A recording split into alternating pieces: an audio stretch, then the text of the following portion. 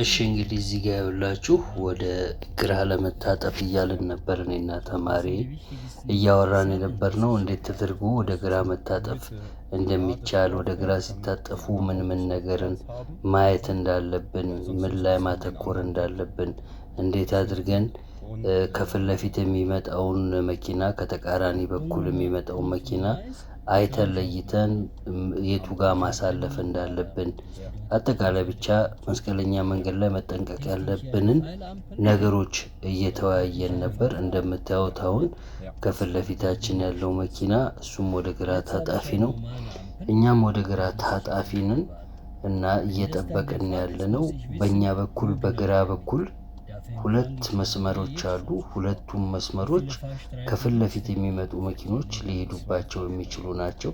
ስለዚህ ተጠንቀቅ እያልኩት ያለሁት ወደፊት በምትሄድበት ጊዜ ከፊት ለፊት ሊመጡ የሚችሉትን መንገድ መኪኖች እንዳትቆርጥ፣ መንገዳቸውን እንዳትቆርጥ ቀጥ ብለህ ተጠጋና መስመርን ይዘህ ተጠጋና ከዛ ጠብቅ። መኪናውን እንደዚህ አግድም ሳታቆመው፣ ምክንያቱም የሌሎቹ መስመር ላይ ሳትወጣ ተጠንቅቀህ ከዛ ደግሞ ወደ ቀኝ የሚታጠፉትን እነሱ እስኪታጠፉ ጠብቅ። ተጠግተህ ከገባ መስቀለኛ መንገዱ ላይ ድንገት ከዛ ተቃራኒ መንገድ መኪና ከመጣ ቀጥ ብሎ መንገድ ትዘጋበታለህ። ያ ደግሞ ለፈተና ሊጥልህ ይችላል እያልኩት ነበር። እንደታጠፈን ደግሞ እዚህ ጋር እንደምታዩት አውቶቡስ ቆሟል። ባርን ብሊንከር አድርጎ ቡታልትሽቴላ አለ እሱ ጋር። እንደዚህ በሚሆንበት ሰዓት እንግዲህ ያው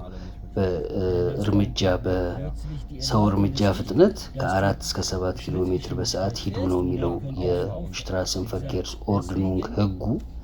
ስለዚህ ይህ በሚሆንበት ሰዓት ይሄ 60 የሚነዳበት መንገድ ነው። መኪኖች ይፈጥናሉ እና እሱ ይህንን ባስ በዚህ ሰዓት ልቅደም ቢል ከዛ ከኋላው እየፈጠኑ የሚመጡ መኪኖች ስለነበሩ ከባሱ ጀርባ ጠብቅና መኪኖቹ ካለፉ በኋላ አንተ ቀስ ብለህ ታልፈዋለህ። እስከዛ ደግሞ ምን ተፈጥሮ እንደሆነ ባሱንም ቼክ ማድረግ ይቻላል። ረጅም ሰዓት ቆይቷል። መንገደኛም የለም ባሱ አጠገብ፣ የሚወርድም ሆነ የሚሳፈር ምንም ነገር የለም።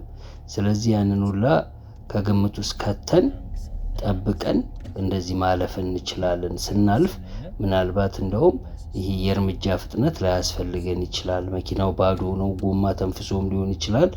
ይህንን ነገር እያስረዳሁት ነበረ እና ያው በቃ